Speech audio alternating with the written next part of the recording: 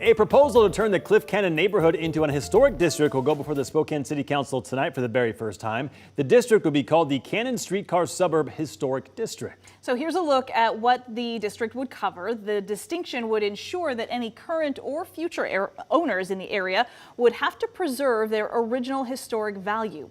KREM 2's Amanda Rowley is taking us into one of those historic homes to share what the district is going to mean for those who live there. The Cannon Streetcar Suburb is rich with more than 100 years of history. A proposal now before Spokane City Council could preserve the historic character of this entire neighborhood rather than just individual homes. Spokane's Cliff Cannon neighborhood is riddled with historic homes, and living in these homes are people who feel a sense of responsibility to preserve their history. These pocket doors mean that you can really keep things fairly warm even in the winter without having to crank the heat. Brigida Hendren has always been drawn to the historic charm her hometown has to offer, which is why she's committed to preserving her 117-year-old home the best she can. I am a resident, yes, but I am also a steward. I am one in a line of 5 or 6 families that has taken care of this house.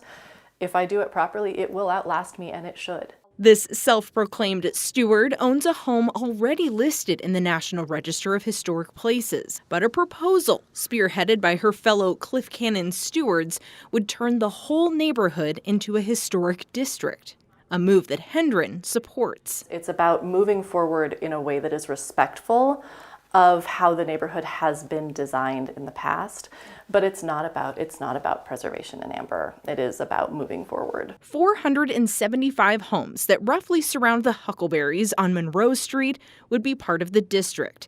It would establish standards and guidelines with the goal of maintaining the historic character of the buildings and the district. Home improvement incentives would also be made available, but some believe they favor the wealthy. Still, the district has wide support from the neighborhood. Why my house is as lovely as it is now is because 117 years of people prior to me were dedicated to keeping it that way.